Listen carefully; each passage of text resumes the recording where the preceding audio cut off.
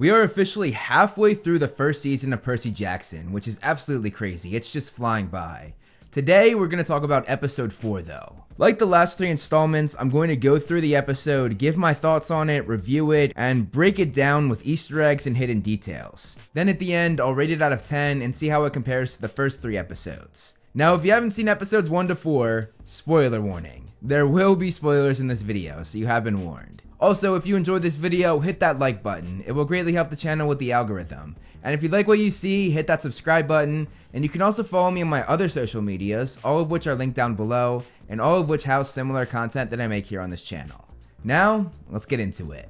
The episode is called I Plunged to My Death, which is taken right from the name of chapter 13 in the first book. The first scene starts out with a flashback giving us even more detail about Sally Jackson that the book never covered, which the season seems to be doing a lot of, giving Sally Jackson way more scenes. You can see the New York skyline with the pool, which adds up seeing as Percy grew up as a New Yorker. Both Percy and Sally have blue bathing suits on, which might hint at Percy's father being the god of the blue sea. The show also added the idea that Percy was afraid of swimming when he was young, which was never the case in the book. Adding a pool scene is nothing new to Percy Jackson adaptations, as that was how the first movie opened, with Percy in a pool. But that was pretty much the complete opposite of what the show added, because there he enjoyed swimming, and here he's scared to swim. Sally saying that they paid for the class. Percy, we paid for this class. Hints at how little money they have, which adds up seeing as Gabe has no job, has a gambling addiction, and they live off of Sally working at a candy shop. Though the show has not yet mentioned that Sally works at a candy shop. They did have a scene where she gave Percy candy, but that was about it. During the swimming lesson, Percy tells his mother to breathe. Breathe. What? Just breathe, Mommy.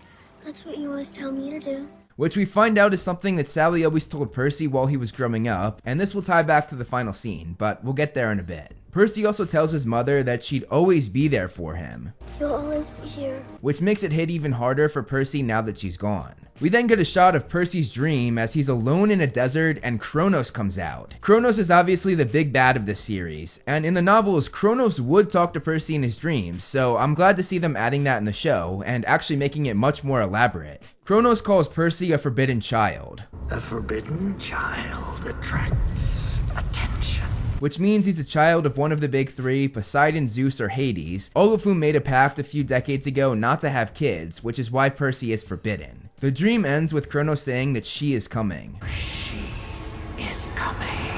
Which hints at Echidna, the mother of all monsters. Percy wakes up on a train, which they did take in the book, but they expanded their time on the train a ton. We get a lot more development with Annabeth and Percy's relationship in this episode, starting with their heart-to-heart about Thalia. This also reveals more about Thalia's character, like how she made Annabeth earn it before really caring for her. When Luke and Thalia found me, Luke cared for me right away. But Thalia, she made me earn it. Which I don't believe was in the book. I think that was something made for the show, but please correct me if I'm wrong. There's also a bit about how Luke and Thalia found Annabeth, and this was a backstory that we read about in the 5th book, and it's where Luke gave Annabeth the knife that she wields. And as I said in the last episode, that knife is crucial to the final book, but I'm gonna leave it there. Percy starts to bash the gods a bit. The way the gods want us to think. Gotta burn an offering to get a parent's attention. Gotta beat up on Clarice just to get my father to admit he's my father. It isn't supposed to work that way. This is a theme throughout the books that is constantly brought up, that gods are entitled and use their demigod children. However, this isn't brought up this early in the books, so it's interesting that it's brought up so early here. And in the last episode, we also had more of the bashing of the gods, but from the point of view of Medusa, which, as I said in my last video, was a backstory that was slightly changed, making her more of a bullied victim of the gods. When we look at Annabeth's necklace, she has the beads for all of the summer she was at Camp Half-Blood, as well as the ring that her father gave her, which is a detail straight from the book. And speaking of her father, we get an explanation about how her father and Athena had her, all stemming from a thought. That's how it works with Athena. We're born from a thought in her mind and then given to a partner she feels connected to. And this is taken straight from Greek mythology that the book series is based on. As Annabeth talks about her father loving her, He loved me. She grabs onto that ring around her neck that I just mentioned, which was a nice detail. We also find out the backstory of why Annabeth ran away. Then he met a woman. And to her, I wasn't a gift. I was a problem. We later find out that this wasn't entirely the case, and this is something that's actually not resolved until the 3rd book. Percy sees centaurs running next to the train, which is a detail right from the book and is a detail that I never thought they would add, but I love that they did. This also shows how the mist works, because obviously none of the mortals on the train can see them for what they truly are. This is also where we finally learn about Grover's desire to become a searcher and to find the god of the wild, Pan. The bravest satyrs volunteer to become searchers, trying to find Pan. And we also learn more about Grover's disdain for humans who sort of poison the earth in the satyrs' eyes. Without Pan to protect the natural world, humans have been trying really hard to chip away at it. From here on, almost everything in this episode was changed from the book, and this starts with the plot of Echidna trashing their room. We get some good Annabeth dialogue as she really shows her feistiness. Are we under arrest? I don't think you want to take that tone with me, little girl. Though I think it was taken a bit too far with her snapping back a second time. Are we under arrest? One snippy line was good, but it should have been left there. It just didn't seem like the Annabeth from the book would push it that far, especially considering how smart she is and how strategic she is. Other than that though, I really liked Annabeth in this episode, especially with her one-liners to Percy. It's like you need me to make fun of you. They made Echidna much prettier for this show because in the books she was described as a plus-sized older lady. Suzanne Cryer was magnificent as Echidna. Like, she actually kind of terrified me at some parts and sent chills down my spine. No one smashed out the windows from inside our cabin.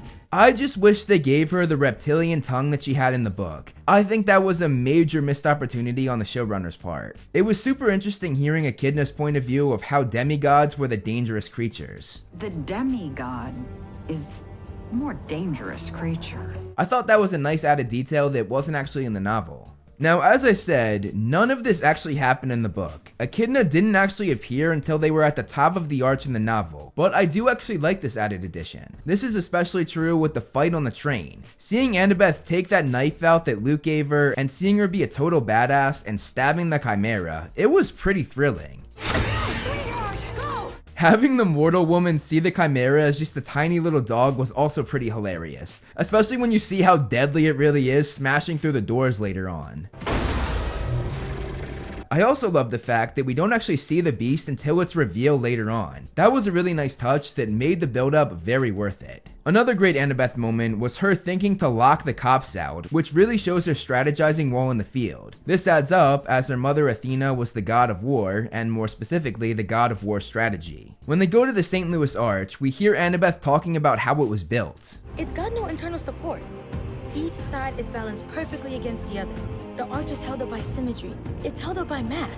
This is the first mention we get of Annabeth being in love with architecture. Her goal in life was to build a whole city, specifically an Olympus if possible. In the book, the whole reason why they went to the arch was because Annabeth was fascinated with how it was built, so I love that they added that. Obviously though, the show changed the reason for them going, instead saying that it was an Athenian temple that would protect them, which was a detail that wasn't in the novel. We see more of Grover's disdain for humans as he looks at all of the exhibit's examples of humans hunting. Then he even compares themselves to these animals. Just because we're prey doesn't mean we need to be helpless. He doesn't like it when people mess with animals. Percy joking with Annabeth put the biggest smile on my face, especially seeing Walker Scobell do that hilarious voice. Is this your mom's place? Wonder if she's around. Be right down, she's going to the potty. The two also have great development in this scene, and it builds off their heart-to-heart earlier in the episode while they were on the train. We also see more of Percy doubting the gods, and more specifically, his father. My father, I don't want anything from him. He's had his chances. Honestly, you've done more for me in the past few days than my father's done in my entire life. If I have to stick with someone... Careful. I think you're about to call me a friend. And as you can see, this leads to even more great Percy and Annabeth dialogue. The fountain scene is absolutely hilarious, as Grover and Annabeth just throw water on Percy to heal him. What they don't know is that this works best with salt water, as his father is the sea god. Percy being poisoned was also a great touch that adds a lot of suspense to this whole sequence. This shot is so freaking awesome, as Echidna rolls up menacingly, trailed by the shadow of the Chimera, which we still haven't gotten a look at yet. We get even more trash talking on the gods, adding even more fuel to the fire for this topic, as we discover that Athena was embarrassed by Medusa's head being shipped to Olympus. Medusa's head. I embarrassed my mother. So basically Athena said, screw you, you're on your own, Annabeth. I also really like the addition of Annabeth choosing to sacrifice herself, and then Percy pulling the Uno reverse card with honestly a pretty slick move.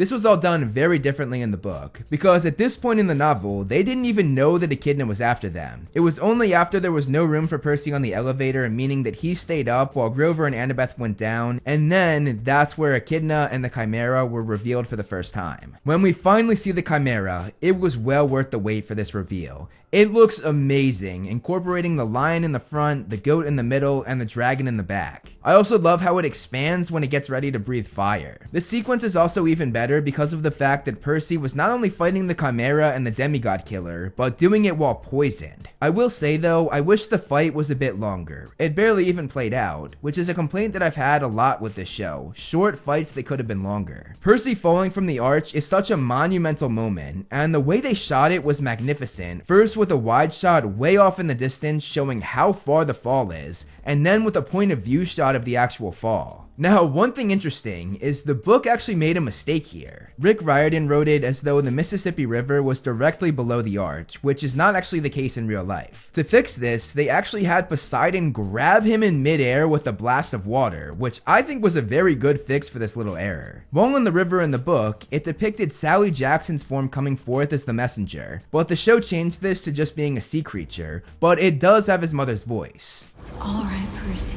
Percy learns that his father has been watching him and caring for him from a distance his whole life, which was a powerful moment. Your father is here. He's always been here. It then calls it back to that first scene and the just breathe line. Just breathe. And Percy realizes that he can actually breathe underwater. What a way to end the episode. Now, my thoughts on the episode and my rating out of 10. I thought it was really good. I think this one was the best looking episode from a technical standpoint and the shots that they used, like when Echidna and the Chimera came up and Annabeth's reaction to this in the elevator. On top of that, we also had the sequence with Kronos in the dream, which was beautifully shot, and as is the sunset while on the train, and of course, as I mentioned, the way they filmed Percy falling from the arch. I think the performances as a whole were very improved for this episode. You can really see the three getting better and better as the show progresses. Leah Jeffries stole the show in this one though. She was outstanding as Annabeth and really made me see her as Annabeth from the books, minus that one scene where she pushed it a bit far with the cop in my opinion, but that was more on the writers, not on Leah. The writing for Annabeth overall though, minus that one part, was incredible. She thinks fast in a crisis, she's a hero who wants to sacrifice herself, we see her passion for architecture, and we even get her talking about her father and stepmother. It's all spot on to the Annabeth from the book, and I love it.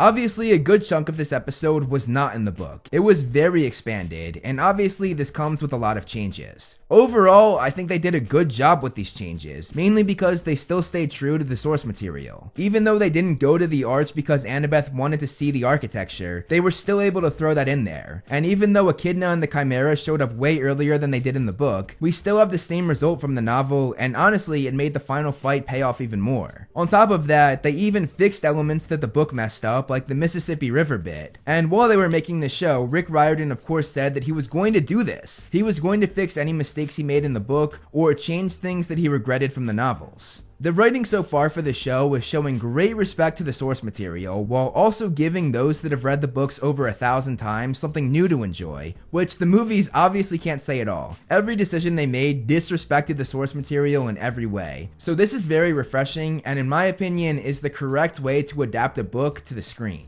So my rating out of 10. I'm gonna say that this episode was tied for the best with episode 3, so I'm giving it an 8.5 out of 10. Let me know in the comments below what you would rate it and any thoughts you had on the episode in general. That's all I have for you guys this week though, so I'll see you for next week's episode. Thank you so much for watching guys, I hope you enjoyed the video. You can follow me on Instagram to see more of my personal life like my cute dog Loki and some behind the scenes movie flame stuff. I also do similar content on TikTok and Twitter that I do here on this channel, so if you like what I do here, check them out. All the handles are right below me and links are in the description. Over here are my wonderful patrons. If you want to be featured on the next video plus get a few other perks, become a patron today. As always, if you liked the video, hit that like button and subscribe and look out for more great movie flame videos on the way.